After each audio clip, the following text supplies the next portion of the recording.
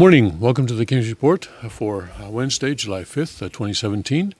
We're in the 8th year of Cheonggi, the second fifth month and the 12th day by the heavenly calendar. I'm Tim Elder, sitting in for the second king of Cheongguk, Hyungjin Moon, and I'm here with Mr. Greg Knoll, small businessman and entrepreneur. Good morning, Greg. Good morning, Greg. Let's see. Shall we begin with our weather?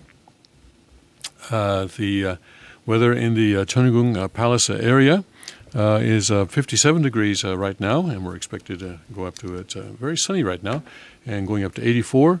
And so tomorrow it's going to be 74, cooler, and some showers in the afternoon. And so it looks like we're in from a cooler weather the next couple of days, but then it'll get into the 80s again on Saturday. So some nice weather here in the Poconos, although a little bit of rain Thursday and Friday. But, I never, being in the Poconos, I never have any negative feelings about the rain, because I can see how it really helps things grow and things become green, and it's actually kind of nice to have rain. Not too much, of course, but I think these showers that we're going to have on Thursday and Friday aren't going to bother us very much at all. Well, when you own a farm, you really appreciate rain. Yeah, I'm sure you do. The first year was quite a drought, and I remember carrying buckets and buckets of water out to water these fruit trees that were just planted. So I'm always very grateful. Yeah, we are having a wetter than normal, or at least I don't know about normal, but wetter than the past few years this year. Yeah. Our pond here in the church dried up the first 2 years that we were here. But it's not.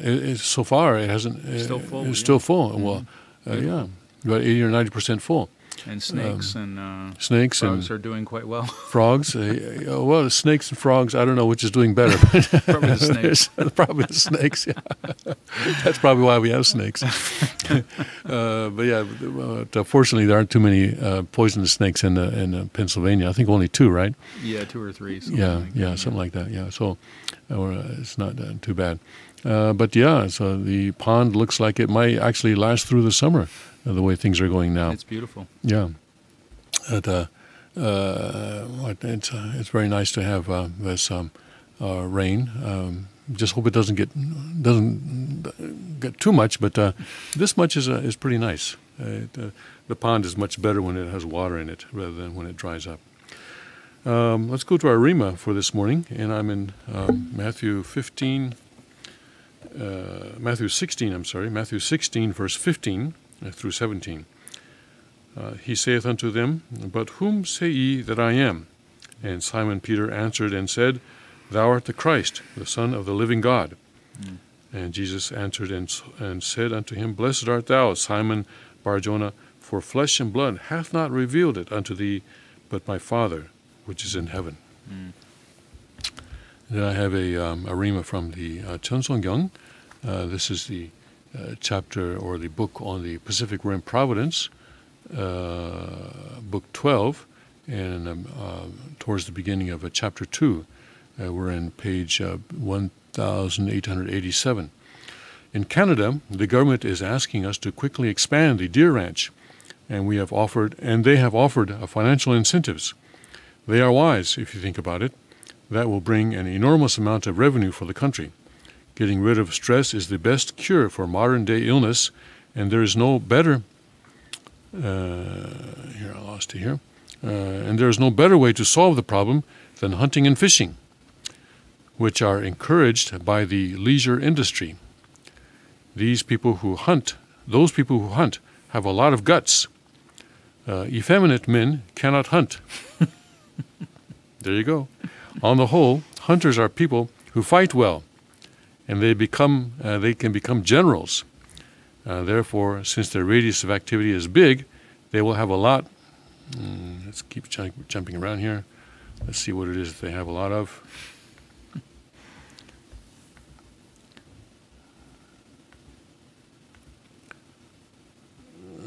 They will make a lot of money when earning, and spend a lot when spending. So, They'll drive the economy. yeah, they'll drive the economy. Yes. Well, it sounds like Cook to him.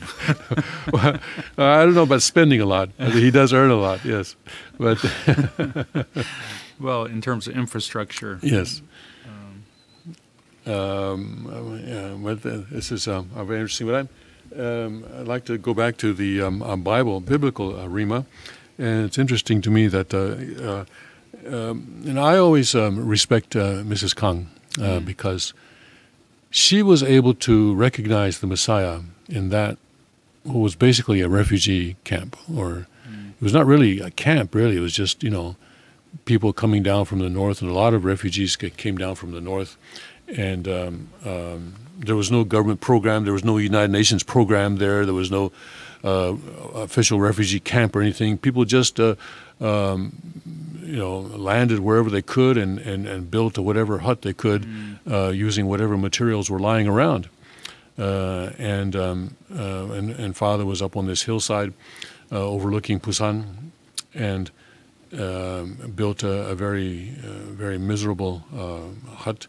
A wretched hut, and he was the Christ, he was the Messiah, he was the Christ, and he had 3 people there with him, Mr. Wonpil Kim, who had come with him from the north, and also 2 elderly women who had been with him in the north and then had come down separately and had somehow rendezvoused with him again in South Korea. And so they were there, and Mrs. Kang came up, the first person in South Korea to recognize Father as the Son of God and as Christ. And I often wonder, if I had been there, would I have been able to recognize Father for who he was? I joined about a month after Madison Square Garden. And I think that Father had to stand on that stage in order for me to recognize him as the Messiah. It was after that that I was led to hear the principle and then come to understand that who Father was. But here, Peter is able to recognize Jesus as Christ when Jesus also is just basically a sort of a wandering, itinerant kind of preacher or some. Not so impressive. Not very impressive, time, right? Yeah. Not much of a foundation. It wasn't the way that God had planned it. I mean, of course, or with Father as well. But Father had, God had made it so that John the Baptist could have. And John the Baptist's family could have provided Jesus with quite a foundation, but that didn't work out. And so Jesus was there with virtually no foundation at all, just 12 guys and a bunch of other people going around. And he was performing miracles, hoping that this would show people that he was who he was. But of course, Jesus wasn't the only one who could perform miracles. I mean, other people could do that too, and so that alone was not going to show people that he was the Messiah, but he was also teaching the Word of God. He was bringing a new understanding of the relationship between God and humanity. And he was telling people that he was the way, the truth, and the life, and that people who believed in him could receive life everlasting. And Peter was able to recognize that Jesus was the Son of God, Son of the living God, and that he was the Christ that Judaism had been waiting for. Unfortunately, the Jewish establishment, the Jewish clergy, could not see it that way. They were into sort of preserving the establishment, the existing organization, the structure, rather than to really seeking after God's truth and seeking after salvation. I think that this is what this is the Rima. This is the message I received through this Rima today. That people receive this. People are able to see this by kind of a blessing by the grace of God. And Jesus says that Peter is blessed because flesh and blood hath not revealed it unto thee, but my Father which is in heaven. So really it is a kind of a blessing from God that we are able to recognize Father. And of course many people in the Family Federation today, in fact most people in the Family Federation today are not able to recognize Father. Probably they never did recognize really who Father really is, that he was that he was the Son of the living God. And that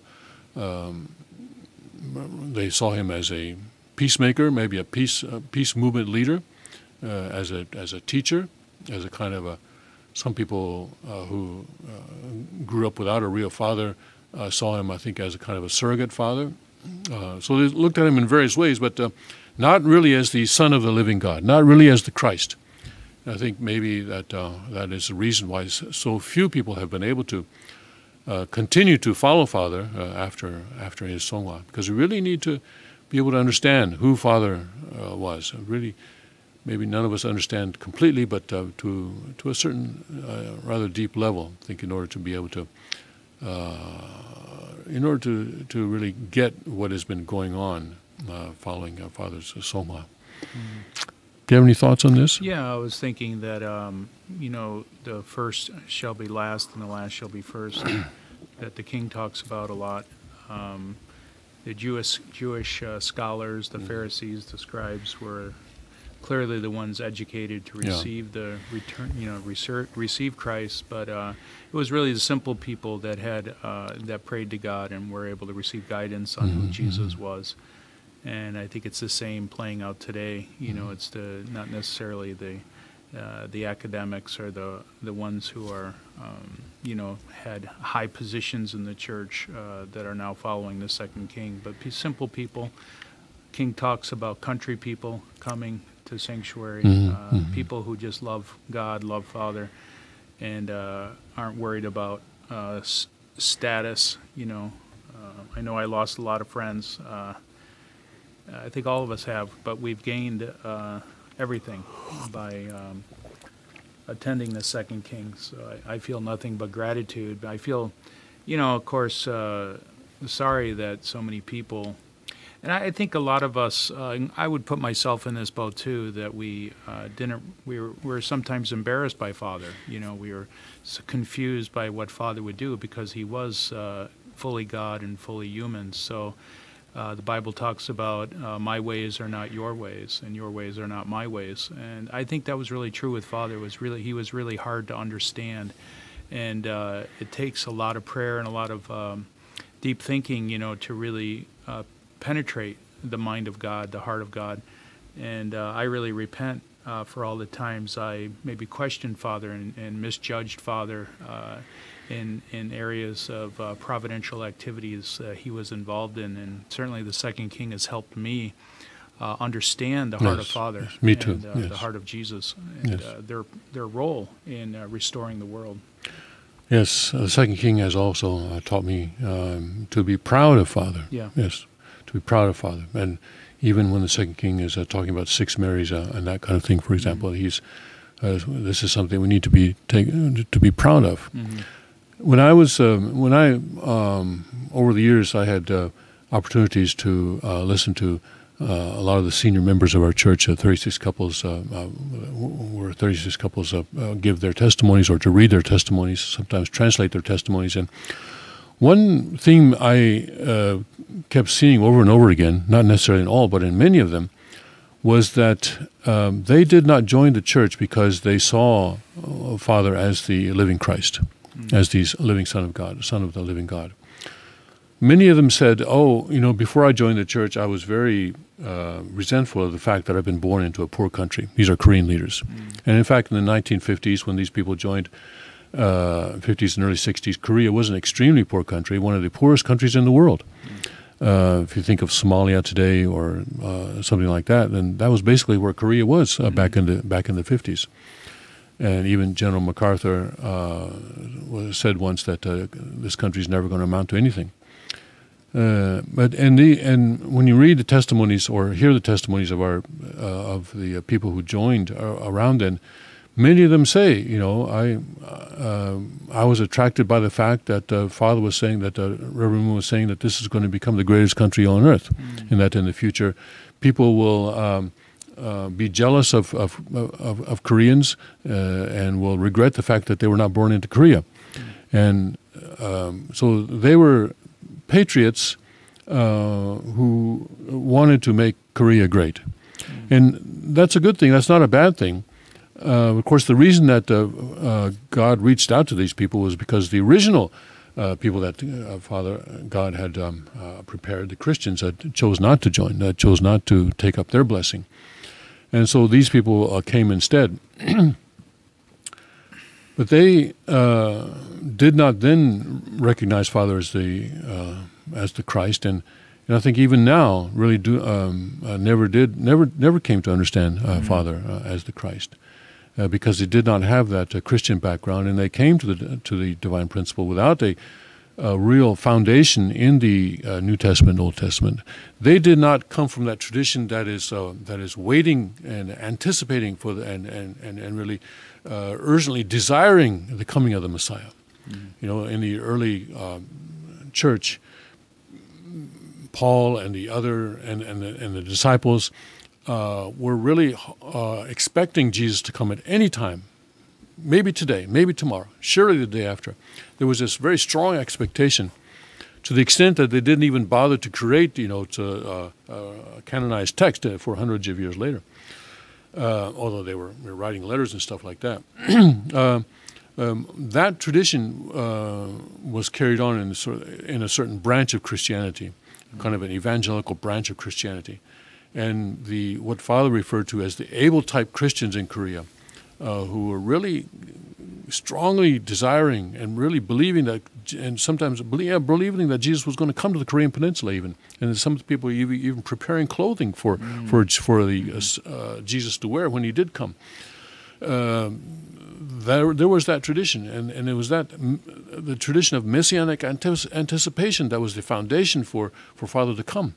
And if those people had actually followed Father and joined Father, then I think we would be in a very different place today. But instead, we have people who came to Father for good reasons, in most part, good reasons, but they were not a part of that messianic anticipation. They were not coming out of that tradition. And so we see that many of them today are not able to see Father as the Christ, and are not able to accept his inheritor and representative body on earth. Some people did. Of course, Reverend Johan Lee is an example. He was a minister before he joined, and he's a member of the 36 Couples. Mrs. Kang, of course, was a Christian before she came, and Mrs. Kang Mrs. Kang did recognize that, and that's why she is here today. Reverend Lee is not, and that's unfortunate. But they were a small minority, though. Most of the people who joined came out of Buddhist background, Confucian background, and that non-Christian background. I think that is really showing today in the division that we have. Yeah. Same in the American movement. The Christians were not the ones responding. It was really the agnostics, atheists, communists, hippies, people who really left God to some degree and were searching, but not necessarily from an evangelical Christian background. And so Father, I think this really hampered Father's work in the United States. There were some victories, obviously, early on, but quickly that faith eroded. There's something unique about the Christian faith, that is able to give people endurance and patience and steadfastness that isn't afforded to people who don't have that kind of foundation. All right, let's take a break now, and we'll come back with start going through the news from a Chunrigu perspective. See you in a minute.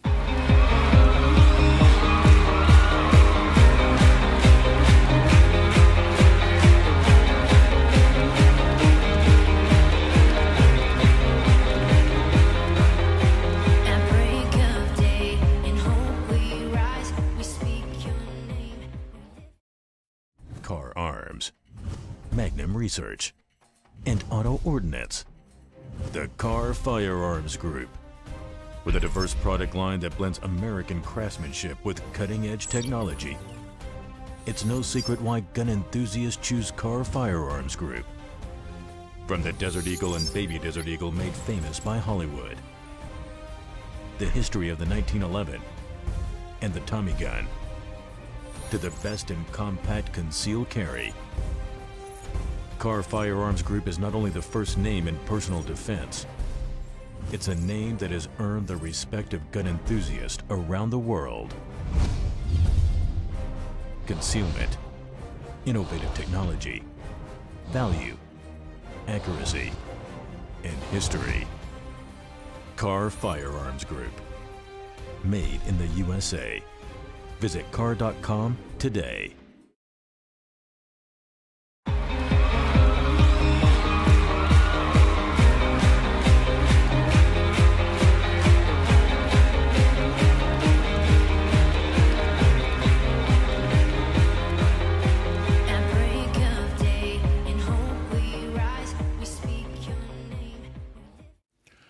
And welcome back to the King's Report for Wednesday, July 5th, 2017, 8th year of Cheongi, second, fifth month, and 12th day by the heavenly calendar. I'm Tim Elder, sitting in for the second king of Cheongguk, and I'm with Greg Noll. And guess what? North Korea is not the only one with missiles. After, of course, in the news, I'm sure you're aware that North Korea, they do this, they time these things for their own celebrations or U.S. celebrations or Chinese celebrations. They have a way of sending up their own fireworks during these celebrations. And so on America's July 4th holiday, and this was absolutely 100% timed to coincide with America's July 4th holiday, they tested their first ICBM, which experts say is able to, that if it were to go on a standard trajectory, it could reach all of Alaska, but not San Francisco, but Alaska and Anchorage for sure. And of course, Guam, the U.S. base in Guam, would be well within the trajectory of that missile. And of course, not Hawaii, not Hawaii. Hawaii is a little bit further away. Of course, the kind of warhead that they would put in there, we don't know, but they're trying to put a nuclear warhead in there. But they could also put a chemical warhead in there. They could put a biological warhead in there. But anyway, so the idea that North Korea now has the ability to strike U.S. territory is quite concerning, quite worrisome. And I think the first duty of any president is to protect the country. The president is the commander. That's why the president is the commander-in-chief of the military. His first duty, I think, is to protect the country. And so President Trump cannot just sit still. He has to do something about this. But also here, the U.S. and Korean militaries in South Korea also did a little demonstration of their own. And anyway, let's watch this video that they put out. This was after the ICBM of North Korea. So they're firing their own missiles here on July 5th. And they're firing these into the ocean. Poor ocean, huh? I know, all those fish. People, Pollution. Pollution. But one of these days, somebody's going to hit something, and we'll all be in trouble. But this is a 1-minute video of these are U.S. and South Korean missiles being fired, and pow, they hit the target. And here, this is an air-to-surface missile, a Taurus. This is actually one that South Korea bought from Germany. And as you can see, it hits very well. And they also have at the end there an image of them attacking the palace in Pyongyang, just to let people know what it is they intend to do. So anyway, U.S. and South Korea showing Kim Jong-un that he's not the only one with missiles. But the situation really now is very serious. And in fact, today at 3 p.m. there's going to be a meeting of the UN Security Council. Not that we expect anything to happen there. The most we can expect is some discussion of condemnation, and we don't know how Russia and China are going to respond to that, whether they will, what kind of language that they will approve. And I guess that's one thing that we can watch for out of that meeting. But the UN is not going to solve this problem. I think maybe now it's time that the United States has to solve it. In April, early April, President Trump met with Chinese President Xi Jinping in Mar-a-Lago, Florida, and told him very clearly that we want you to solve this. We want China to solve this problem with North Korea. But if you cannot or will not, and maybe because of domestic considerations you cannot, or for various reasons you will not, well, in that case, the United States will solve it. We will do this on our own. President Trump told Xi Jinping very clearly. And 3 months later, what do we see? We see that the problem has not been solved. In fact, it has gotten worse. Mm-hmm. And so I think now President Trump is faced with a very, very difficult situation where, as the president, it is his responsibility to protect the country, and he needs to take action. And he will actually be meeting Xi Jinping again this week in Hamburg, Germany, where the Group of 20, a G20 summit is being held. And Putin will also be there. And President Trump will be meeting both of those men individually. And I would very much like to be the sort of the fly on the wall. Sort of, I can imagine. I hope that President Trump says, "Hey, what the H have you been doing? Well, what's going on here? Remember what I told you in Mar-a-Lago? Well, guess what? Either you can't or you won't. I don't know which it is, but anyway." Yeah, it's an interesting question. Do they maybe don't have as much influence over North Korea as previous? Well, so Xi Jinping and Putin actually had a meeting. Xi Jinping went to Russia, I think it was last week, recently, and they talked about North Korea. And guess what they decided? They decided that the United States should suspend or not have any more military exercises. And then, if the United States would just do that, North Korea will suspend its nuclear missile development. Does that sound like a good deal to you? Real wishful thinking. Does that sound like a good deal to you?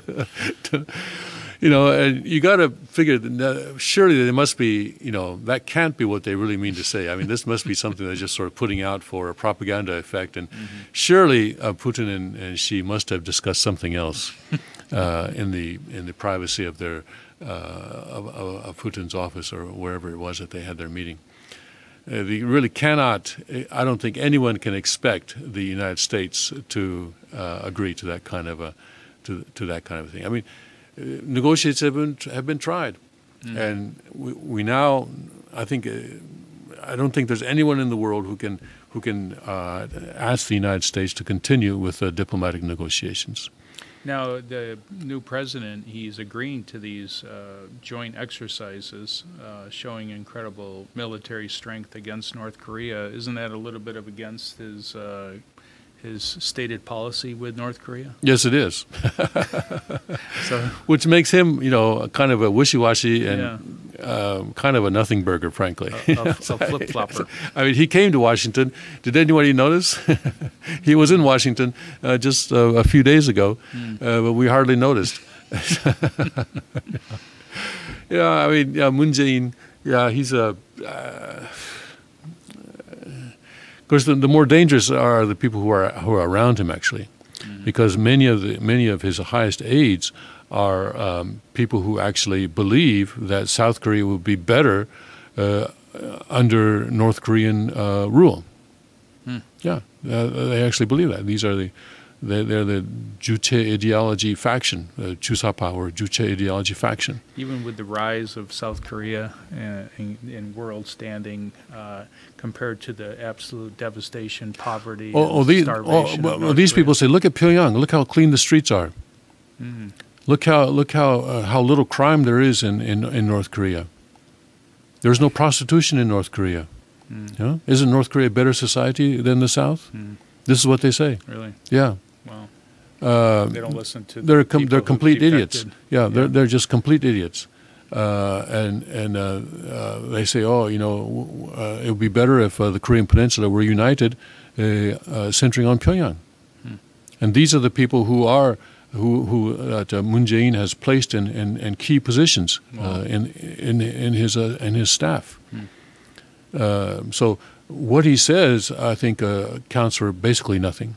Mm. You know, and he will go along with U.S. military exercises and so forth because basically he has to, because he was actually elected by a plurality but a minority of the Korean people. Mm.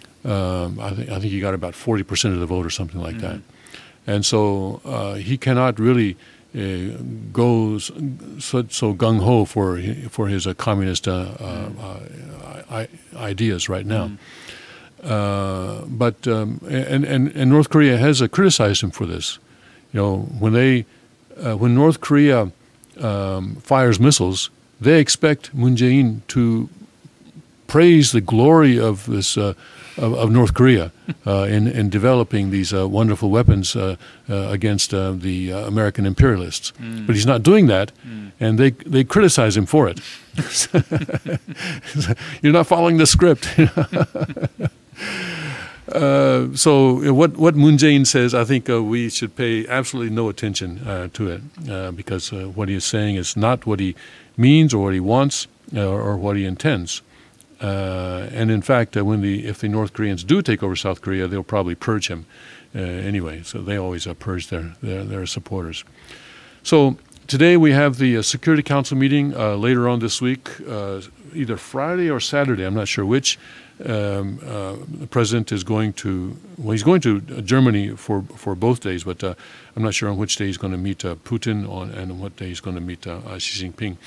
But really, this is a very serious situation right now, and especially the meeting between Trump and Xi Jinping, I think, is going to be very, very crucial. Putin also, but Xi Jinping especially, because now China needs to make a decision. China's objective on the short-term objective on the Korean Peninsula is to maintain status quo until they are strong enough to actually take it over completely. But to maintain status quo and to gradually bring South Korea into their economic orbit and eventually into their political orbit as well. Mm-hmm. But they want to maintain status quo. But I think President Trump needs to tell them very clearly, you know what, status quo is not going to be maintained unless you go in there, unless China goes in there with its military and takes out and removes the nuclear threat. That if you guys don't do that, then we're going to go in there and we're going to break the status quo. And Mr. Xi, do you want to wake up one morning and find U.S. troops on the Yalu River? Do you want to wake up one morning and find that the United States has unified the Korean Peninsula centering on Seoul? If that's not what you want, then you better take action now. We'll give you that chance. I think that's probably the message that Trump needs to give to Xi. People say, "Oh, why would China attack North Korea?" Well, they will attack North Korea if it is in their interest, and their interest is to maintain North Korea in their orbit, and to keep the United States out of North Korea. But if they are convinced that President Trump is about to take action, and they have to be 100% convinced, 100% convinced that if we don't act today, Trump is going to do it tomorrow. If they are able to have that kind of a certainty, and we need to give them, Trump needs to give them that certainty. If you don't act today, I will act tomorrow. Trump needs to give them that kind of certainty. And if they have that certainty, I think that the Chinese will in fact move, because the worst case scenario for China is to have U.S. troops on the Yalu River, to have the Korean Peninsula united, centering on Seoul, and to have it be a pro-U.S., somewhat pro-U.S. Country. But they also, it's a very tough decision because North Korea, I would imagine, would give its full force in any kind of U.S. invasion against South Korea. And that's why we want to manipulate China into doing it. Right. That's in our best interest, and Yes. certainly in South Korea's best interest. But time is on China's side in terms of eventual influence. Well, if the United States continues to do nothing, time is on Yeah. China's side, yes. And so that's why I think Trump needs to, it's kind of in a poker game, I mean, where, I don't know, it's not really a bluff because, but I'm not sure how you would describe it, but this is a strategy where you are trying to get the other guy to act, trying to get the other guy to act first and to show his hand first. And that is but I hope that Trump, as a successful businessman, has that ability, that kind of negotiating ability. And I think what happens in Hamburg this weekend will be very, very crucial and may determine the lives of hundreds of thousands, even millions of people. Because if China does not get that kind of a certainty, and we continue to go on this way, then the United States really will have to act. And China has a mutual cooperation, friendship and cooperation treaty with North Korea. I'm not sure what Russia's obligations are. I don't think they have treaty defense obligations with North Korea. But I think they sell them arms and various business deals. But especially China, of course, entered the Korean War in 1950 and turned the tide then. So this could also develop into, and the Korean War basically was a kind of more or less a war between the United States and China. You could say it was the first war between the United States and China because the South Korean military was subsumed under the U.S. and the North Korean military was subsumed under China. And so really, except for the first 4 months of that war, it wasn't. But once you got to the end of October of 1950, it was a U.S. versus China war, and this may turn out to be the same. And I don't think China is quite ready, in their own estimate. I don't think they see themselves as being quite ready to have a war with the United States and win. Not quite. I think they're still trying to prepare that kind of capability, but they probably don't see themselves there yet, I think. And so that would be another factor that would motivate them to remove this nuclear threat in North Korea so that the situation does not develop to where they are having to fight a war with the United States. To remove the nuclear threat, you'd have to remove the Kim dynasty, I would imagine, as well as top military personnel. Yeah. To do it thoroughly, yes. To do it thoroughly. And I don't know how thoroughly it would have to be done in order for the United States to feel that it does not have to act on its own. But certainly removing the nuclear facilities and securing and deactivating the nuclear warheads and the missiles and whoever's got that missile technology, getting rid of that missile technology, that kind of thing, I would imagine would be minimum that the United States would require in order to feel that we can live with North Korea. Right, let's take a break now and come back with more news after this.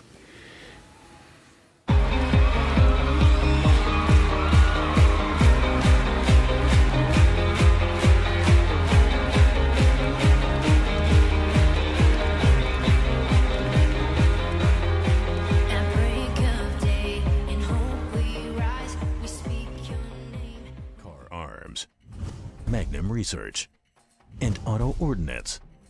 The Car Firearms Group. With a diverse product line that blends American craftsmanship with cutting-edge technology, it's no secret why gun enthusiasts choose Car Firearms Group. From the Desert Eagle and Baby Desert Eagle made famous by Hollywood, the history of the 1911 and the Tommy gun, to the best in compact concealed carry, Kahr Firearms Group is not only the first name in personal defense, it's a name that has earned the respect of gun enthusiasts around the world. Concealment, innovative technology, value, accuracy, and history. Kahr Firearms Group. Made in the USA. Visit kahr.com today.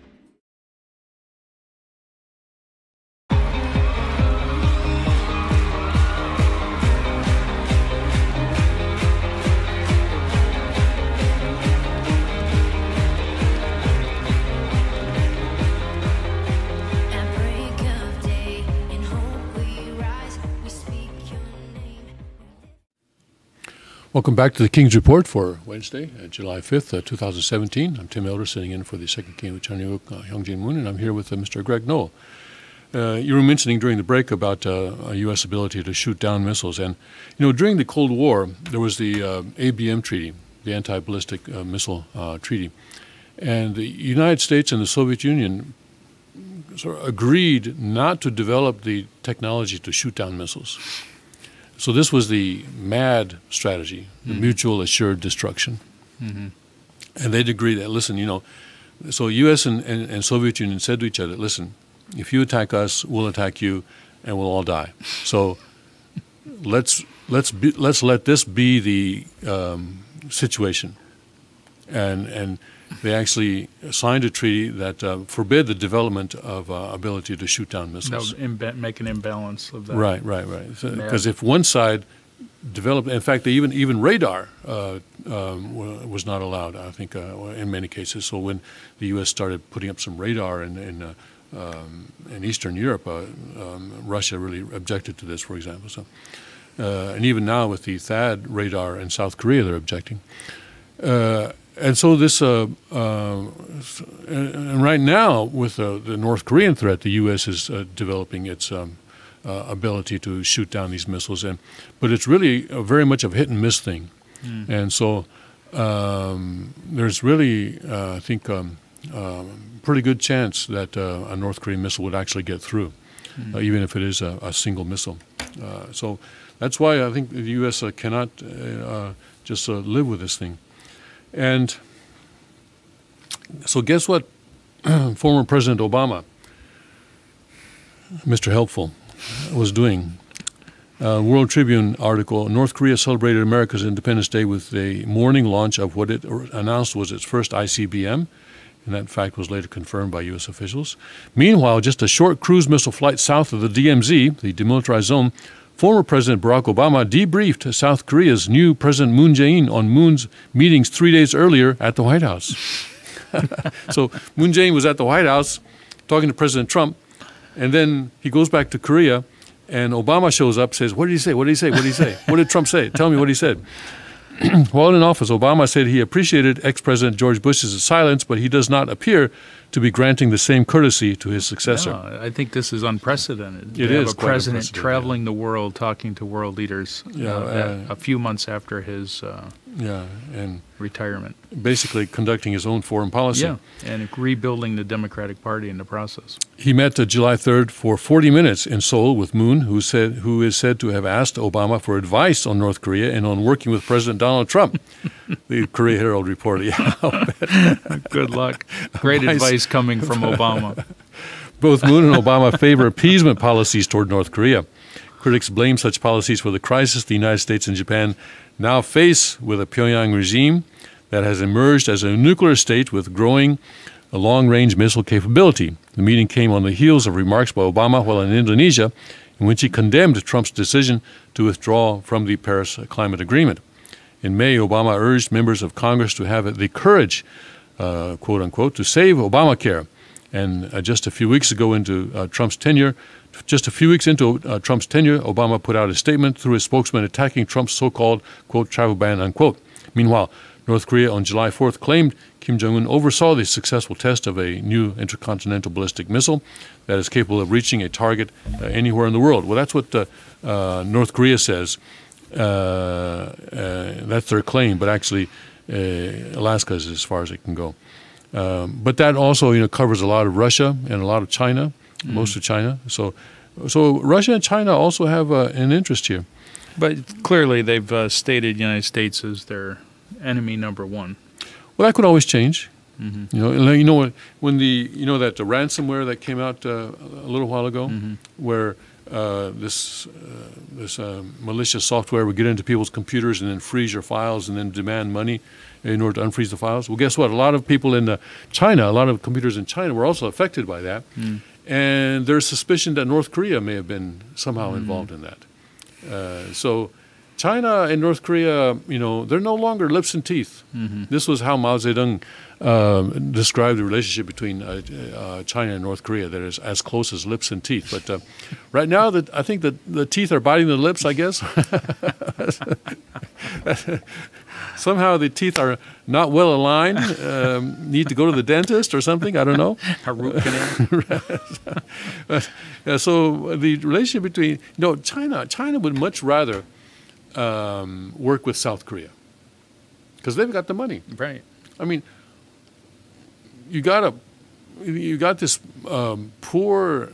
It's a buffer zone. That's really what buffer it is. zone is, and it's a potentially failed state. If you're not careful, all sorts of refugees are going to be streaming across the border there. China, I think Xi Jinping actually visited South Korea. He has not yet been to North Korea. Has he been? He hasn't been there at all. He has not been to North Korea since he became president of China a few years ago. But he has been to South Korea. So yeah, China would rather work with South Korea. They would rather. That's the apple that they want to pick and eat. Yeah. And of course, once they get South Korea, then maybe they will deal with North Korea. Moon had met with Trump just days earlier in Washington, and North Korean state television reported that the test launch of the Hwasong-14 missile reached an altitude of 2,800 kilometers, so forth. The President Trump, of course, is saying that on his Twitter that China needs to do a heavy with North Korea. So we are waiting now for what happens, especially what China and Russia will agree to in the Security Council. That will tell us a little bit about how they are viewing this whole situation. Will they block? Will they veto any resolution that condemns North Korea? Sure, they wouldn't go that far. But always in the United Nations, there's negotiations over this word and that word, and what finally comes out of that will show us what maybe a little bit about what China's position is. But China needs to do something now. China needs to do something now. Otherwise, we'll have a very terrible situation. Of course, the good news. Providentially speaking, it seems like that's almost what has to happen.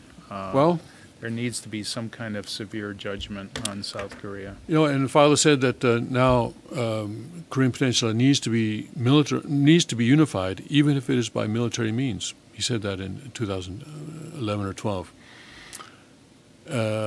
South Korea what? That the Korean Peninsula must be unified. The entire Korean Peninsula. Korean Peninsula must be unified.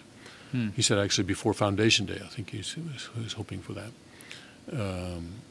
Even if it is by military means. And sometimes, I remember distinctly Father speaking at the Washington, or what was that hotel in Washington? The Sheraton National Hotel.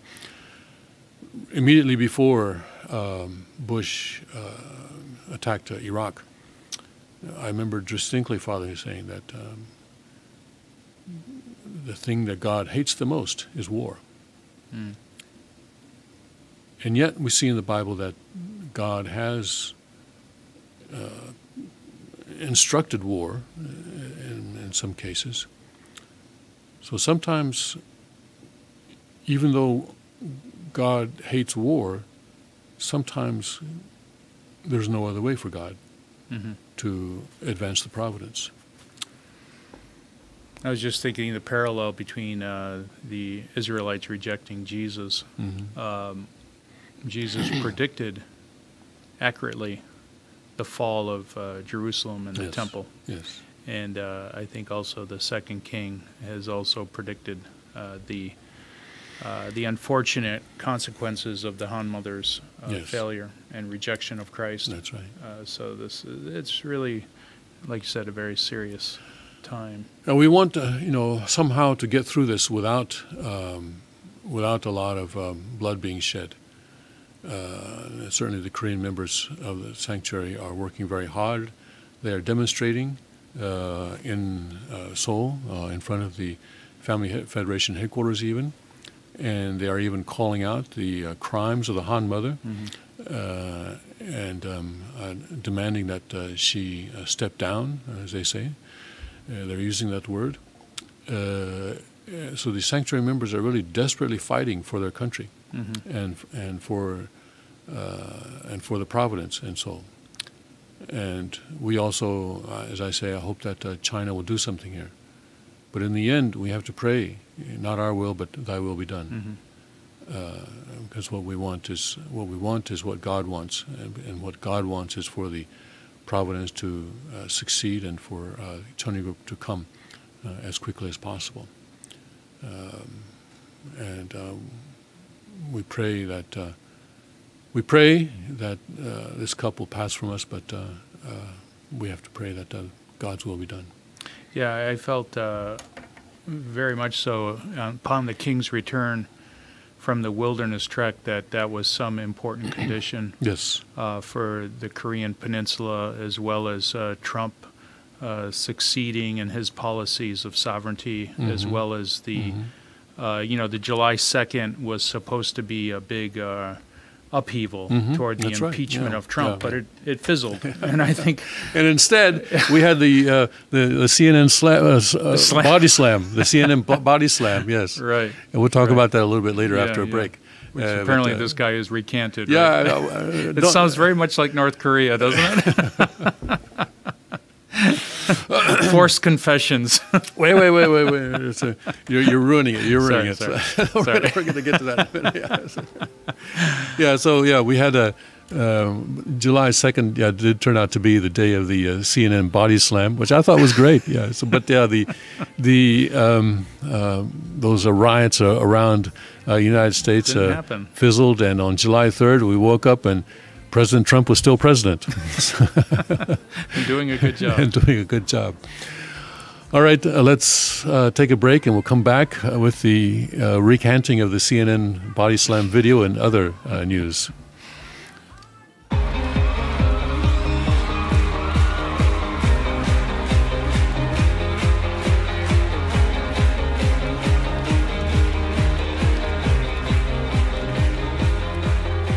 At break of day, in hope we rise, we speak your name. Car Arms, Magnum Research, and Auto Ordnance. The Car Firearms Group. With a diverse product line that blends American craftsmanship with cutting-edge technology. It's no secret why gun enthusiasts choose Car Firearms Group. From the Desert Eagle and Baby Desert Eagle made famous by Hollywood. The history of the 1911 and the Tommy gun. To the best in compact concealed carry. Car Firearms Group is not only the first name in personal defense, it's a name that has earned the respect of gun enthusiasts around the world. Concealment, innovative technology, value, accuracy, and history. Car Firearms Group. Made in the USA. Visit car.com today.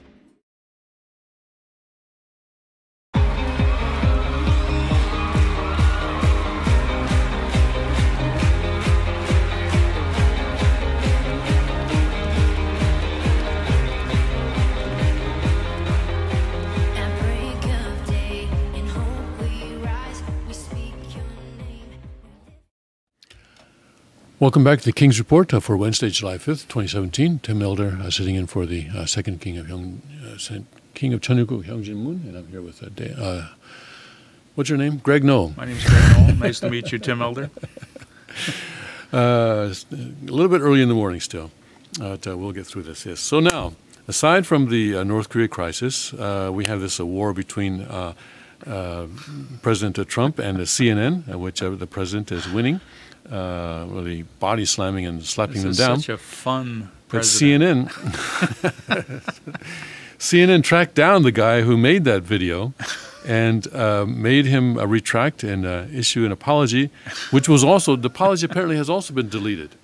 So the video's been deleted, and he posted an apology, but then the apology has also been Where's deleted. the freedom of speech here? I don't get it. CNN threatened Tuesday to expose the identity. Why expose? I mean, I would come out, I would be proud of it, of the Reddit user who had claimed credit for creating the spoof wrestling video that President Donald Trump tweeted on Sunday morning showing him fighting the cable network.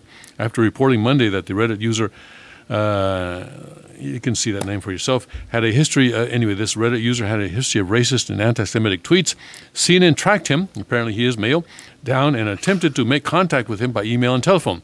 On Tuesday, the Reddit user posted an apology, since deleted, but reprinted in full below via BuzzFeed News, or something. CNN's Who deleted his apology? well, I guess he did.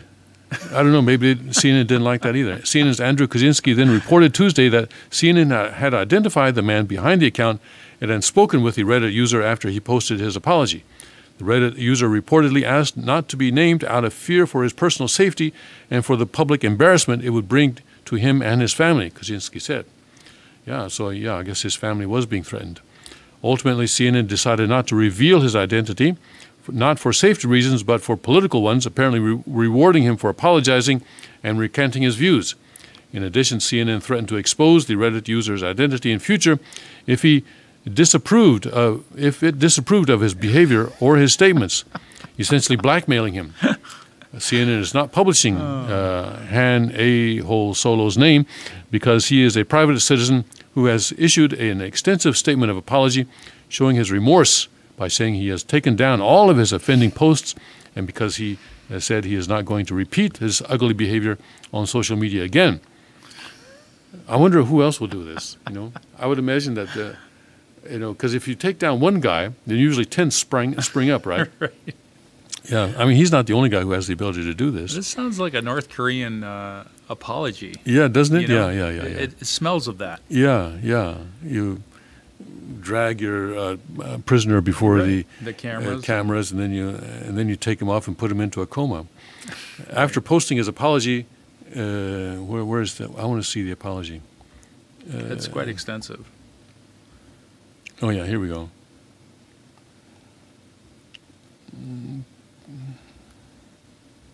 Yeah, well, my fellow Redditors, first of all, I would like to apologize to the members of the Reddit community for getting this site and this sub embroiled in controversy that should never have happened. I would also like to apologize for the posts made that were racist, bigoted, and anti-Semitic. Was that anti-Semitic? Apparently previous ones. Oh, I see, previous ones, I see. I am in no way this kind of person. The devil made me do it. That's not what he said. I am in no way this kind of person. Of course he is that kind of person. That's why he's doing it. Anyway, but he's been apparently doing it for a long time. But listen, God works through this guy, all right? God worked through this guy.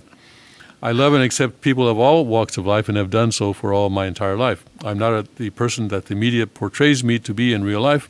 I was trolling and posting things to get a reaction from the subs on Reddit and never meant any of the hateful things I said in those posts. I would never support any kind of violence or actions against others simply for what they believe in, their religion, or the lifestyle they choose to have, nor would I carry out any violence against anyone based upon that or support anyone who did. So he keeps saying he does not... He's defending journalists. Yeah. Yeah, the whole thing just sounds very canned. The more you know yourself, the less judgmental you become, he says at the end. So to members of the community, the site, the media, especially CNN, and anyone offended by the posts, again, I apologize. This is the one individual that you will not see posting hurtful or hateful things in jest He online. must have something on him. This is my last post from this account, and I wanted to do it on a positive note, and hopefully it will heal the controversy that this has caused. I bet you they found some dirt on him. Well, but the post is but the post did its job. The post did its job. It completely counteracted and neutralized the riots that were supposed to occur on July 2nd. Yeah. And that's great. That's great. So that's what CNN is are doing there. And there's now a hashtag. CNN blackmail is now the #1 Twitter hashtag. Does anybody watch CNN anymore? I guess, I don't know. CNN's public image sank further into the mud last evening as public anger over the network's recent actions exploded on social media. CNN blackmail rose to the top of Twitter's trending hashtags after the network threatened to reveal the identity of a Reddit user alleged to have created an animated image mocking CNN, which was recently tweeted by President Trump. In an article which led CNN's website on the evening of 4th of July, the network stated that the user had apologized for the video and other offensive content he posted one day after CNN identified the man behind the account and attempted to make contact with him. In an article, CNN promised not to reveal the user's name for now. However, the network said network made it clear this was only because he is a private citizen who has issued. Furthermore, CNN said the network reserves the right to publish his identity should any of that change. As a result, CNN is now being accused of blackmail from the multiple quarters like, on social media. As CNN blackmail, hashtag CNN blackmail became the top trend in the United States. Multiple commentators condemned CNN, including WikiLeaks founder Julian Assange. Assange tweet says, a multi-billion-dollar TV network blackmailing a private citizen into not making funny videos about it is not journalism, CNN. So then, who's this? Another guy says, count me among those that find CNN's veiled doxing threat to Han A-hole Solo very, very ethically shaky. And another guy says, is that normal? Is CNN essentially threatened to dox him? Or am I reading that wrong? Another guy says, the history books will show that on July 4th, 2017, CNN blackmailed someone who made a joke gif about them. Yeah, so they are not very happy, are they?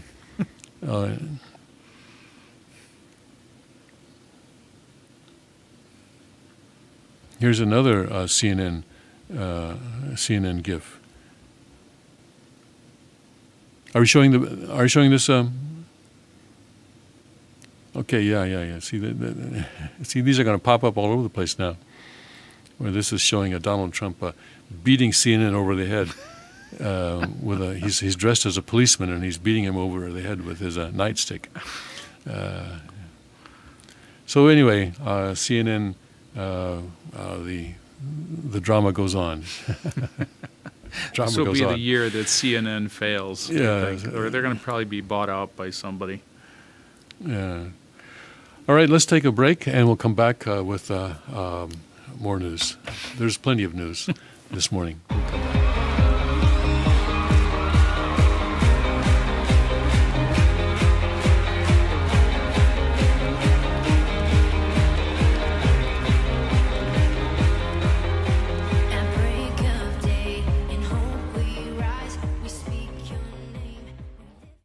Car Arms, Magnum Research, and Auto Ordnance.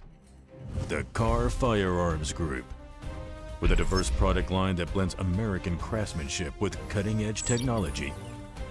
It's no secret why gun enthusiasts choose Car Firearms Group. From the Desert Eagle and Baby Desert Eagle made famous by Hollywood. The history of the 1911 and the Tommy gun. To the best in compact concealed carry. Carr Firearms Group is not only the first name in personal defense, it's a name that has earned the respect of gun enthusiasts around the world. Concealment, innovative technology, value, accuracy, and history. Carr Firearms Group. Made in the USA. Visit carr.com today.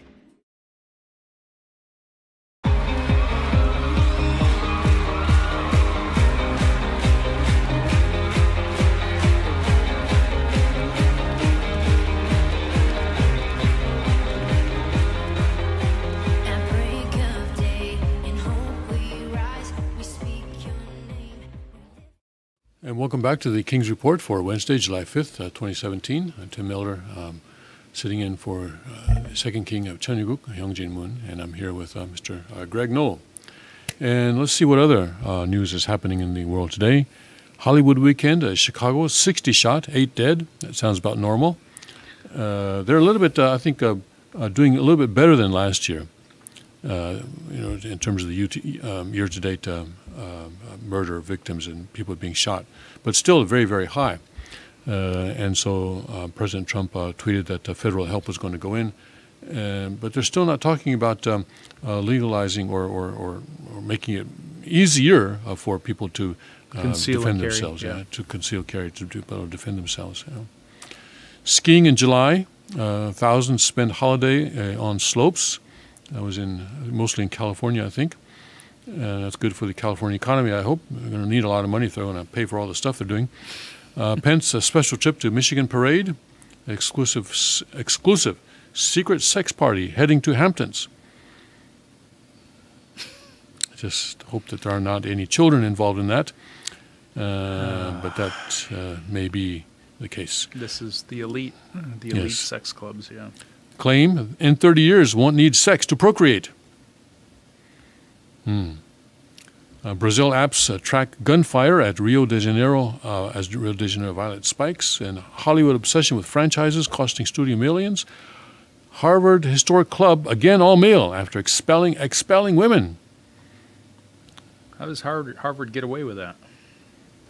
Yeah, the Justice Department Do would they think allow that. transgenders in? One Maybe would if think- those women become men, then they'll be allowed in. Greg, come on. Let's focus. Volvo phasing out conventional car engine. Internal combustion engine has run its course. This actually, was as I was doing the Bering Strait project. It's about 100. About 100 miles, I guess, that this tunnel would actually involve. The strait itself is not that wide, but if you look at the entrance and exits on both sides, the actual tunnel may be about 100 miles. And you really can't have an internal combustion engine going through a tunnel that is that long, even with the fans.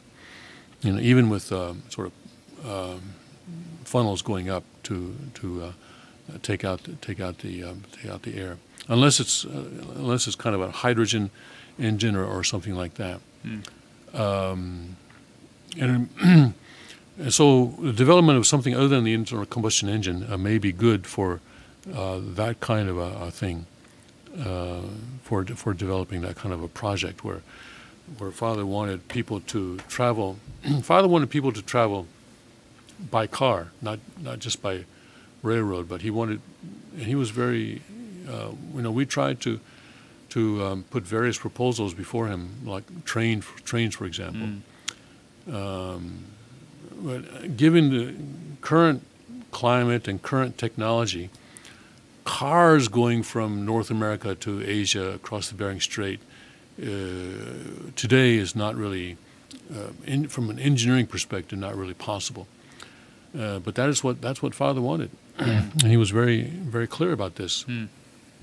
Because we wanted, because the easy way to do it would be by train, or at least to put cars on a train, all right, like Amtrak does when you go down to Florida, put your car on a train.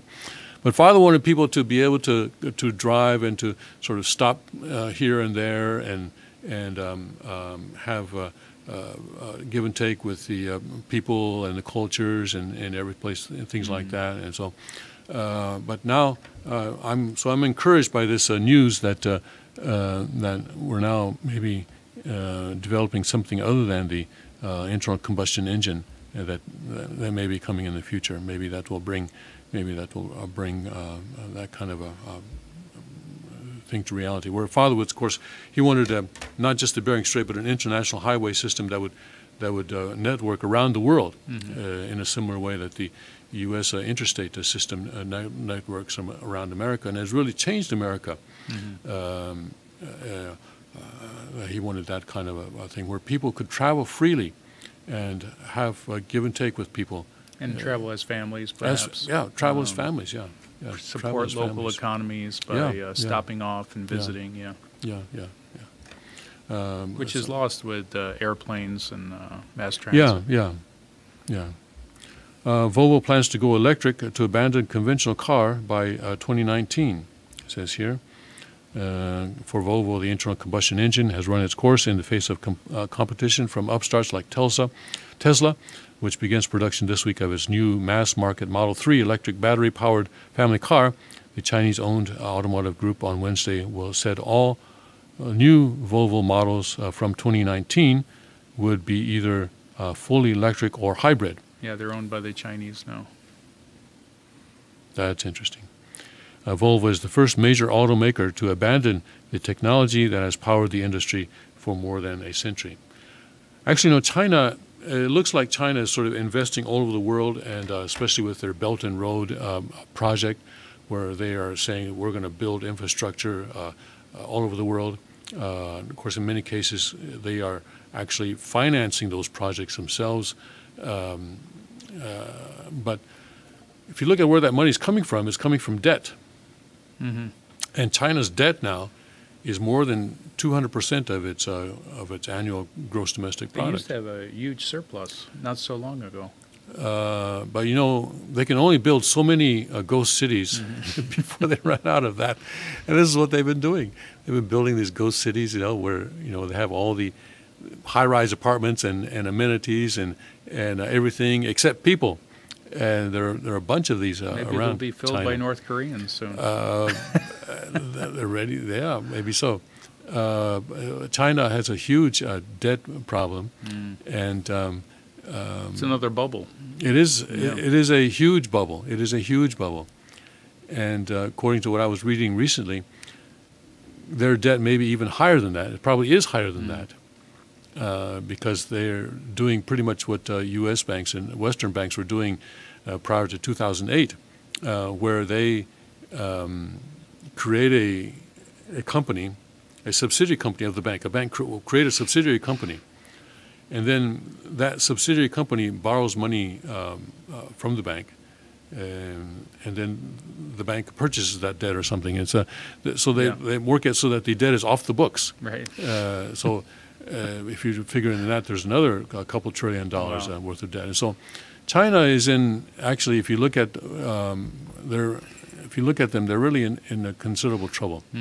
And things could really explode. And China is a big balloon. That's a big bubble. You talk about China, that is a huge bubble. Yeah. You talk about too big to fail. Well, now there's global bubbles everywhere. Yes. And, Yes. Part of what the king was saying is that these bubbles are going to be manipulated by the bankers and by the elites to start, to blame Trump and to trigger a World War III. Yeah, China alone is a huge, huge bubble. They're a real estate bubble. They're a debt bubble, when that goes, that is going to cause some. That is going to cause a lot of trouble around the world. Apple testing 3D face scanning for next-gen iPhone. Foreigners own 1 million acres of agricultural land in 9 states. Coming attraction at county fairs, cannabis. We had an article yesterday about how around Washington, D.C., the smell of marijuana, the whiff, When we which explains a lot. It's right. When we were in Colorado, there was a big controversy because they said since the legalization of marijuana, there's been a lot more accidents. Yes. And they were trying to say, no, it's not because of cannabis. Absolutely not. It's not because every third person is high while they're driving. I'm sure that's not true. That can't be true. But it's interesting. You see all the shops everywhere in Colorado, and they're doing quite well. Las Vegas now is just legalized. Yeah. Marijuana and gambling. Marijuana and gambling. I'm sure that's good. Right. For the gambling casinos. I mean, that's It's great. gotta be a boom, yeah. I was thinking, what's this? this? I can play that. What's this do to 14, 15, 16-year-olds when it's legalized everywhere? And this is not medicinal marijuana. This is recreational Right. marijuana. Yeah. So this is a huge problem in my mind. It's saying giving the total green light to do the entry. What do they call it? The gateway drug? The gateway drug, yeah. You know, start playing around, experimenting. Of course, just like alcohol, you become more relaxed and more tolerant, more susceptible to other things that are being Yes. offered to you. Yes. It's a very simple principle. Yes, your judgment is Yeah, impaired. yeah. That's the And, whole point. So Satan is once again attacking young people, just Yes. like through alcohol. Now weed is the cool thing. It's not cool to smoke anymore, but weed is very cool. So the idea that government is not going to ban hallucinogenic substances, this is in accordance with the Chinese Constitution. But the thing that you have to have, though, is that you have to have a strong family, which the Chinese Constitution also supports and promotes. Yeah. And then you have strong families, and you have strong religious communities, organizations, and other community organizations, which can teach people right and wrong, and also treat people when they become addicted, or help them counseling and treatment and so forth. So that the role of the government in this whole drug war and drug treatment is and incarcerating people, that is eliminated. But that it does not mean that the Chinese Constitution approves of marijuana or any of these hallucinogenic substances. It just says that they can be regulated, like tobacco is regulated today. You can, if it's being sold in packs, for example, you can put on there, this stuff will kill you or something like that. But what, as it is today, it's very, very worrisome, because you're just having that, copying the Chinese Constitution in that very small portion and not doing the whole thing. And that's very damaging. That's very damaging. If they're going to take some portion of the Chinese Constitution, they should take the whole thing. Take the whole thing, so that they can have a constitution that clearly promotes the monogamous heterosexual lifestyle. Yeah. Well, I think there's, just like tobacco was celebrated as this wonderful, natural, medicinal product that would help relieve stress, I feel the same message is now being taught about marijuana. And I think in 10, 15 years, of course, they'll recant and say, oh, actually, marijuana is not so good for you. It does cause all sorts of problems.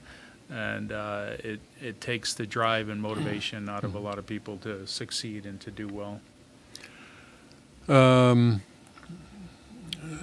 Families next to Government Christie's Beach ordered to leave home or face arrest. Relief and rancor as New Jersey residents return to the shore. Finally, New Jersey got their budget passed, and so the state parks are open again.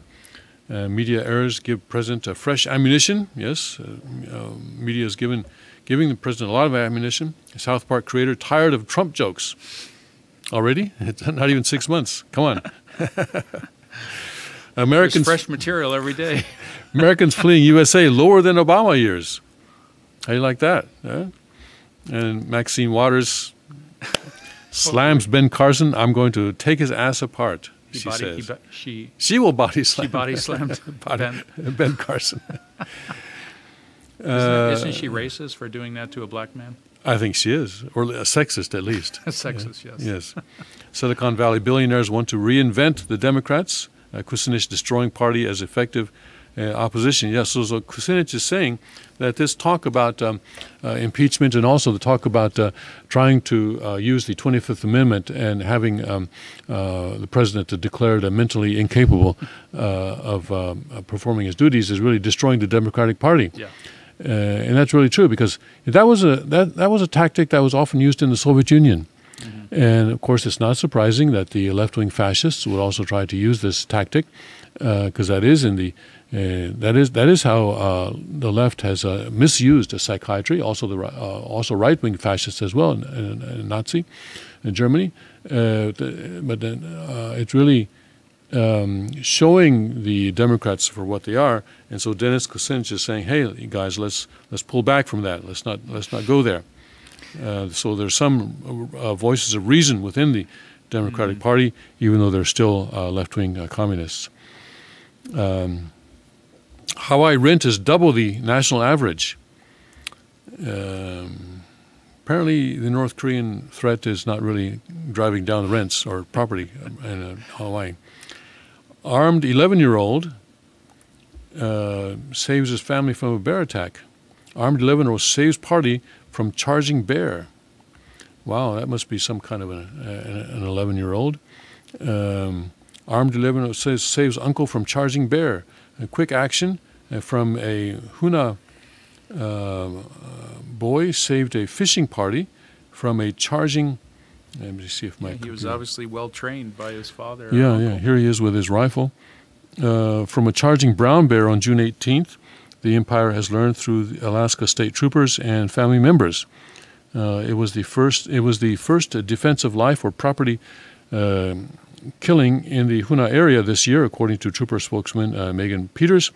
When the attack occurred, Elliot Clark, then 11 years old, was walking through the woods near Game Creek in Port Frederick, several miles south of Huna. The young outdoorsman was heading to a nearby fishing hole with his uncle, and his father, Stoltz's father, a cousin, and 3 dogs. Stoltz and Elliot Clark were armed when a bear came out of the woods, charging the group head-on. The other members of the party were not armed. So only the little boy was armed. Lucas Clark, Elliot's father, and himself, a bear hunting guide, told the story in a Tuesday phone interview with Empire. Elliot Clark declined to interview at the time. So there was 4 of them in a line. My son was third. The bear came down the trail at them. Fella in the front, who was his uncle, the bear was on him so quickly they didn't have time to take his rifle off his shoulder. I see. So then, anyway, the young boy, 11 years old, shot the bear, and there he is with his rifle next to the bear and with his dog as well. Yeah, very good, very good. Yeah, saved a life. He saved several lives, including his own. The first time I shot a rifle was when I was 10 years old. And my father taught me, we were in Dallas, Texas for a year then. We were all going back and forth between U.S. and Japan. And so while we were in Texas, he was a missionary. Yeah. And another bear, though, was broke into a home and spent 5 hours inside the home and finally had to be euthanized. So,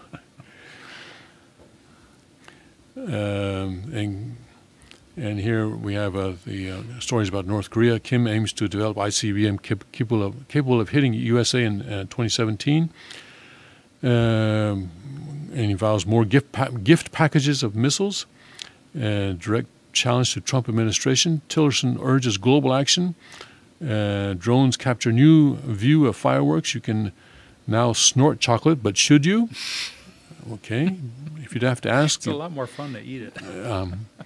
Hot dog eating contest winner breaks own record with 72 in 10 minutes. Just glad nobody died. He will die. I predict he will die at an early age. Urban cowboy won't give up horse after town says get out. And Catalonia to declare immediate independence if yes wins the referendum. They're going to have a referendum sometime later. That's a section of Spain. They're going to have a referendum about their sovereignty. More and more people are talking about sovereignty and trying to claim sovereignty for their individual families and for their regions. And I think Catalonia will not be the last place that has this kind of a referendum. So the world is changing now very much, and we're living in exciting times. We just hope that we can all live through it and survive to build Choniguk after this period of judgment is over. All right. Thank you for being with us this morning, and God bless, Godspeed, and may His kingdom come. Adieu.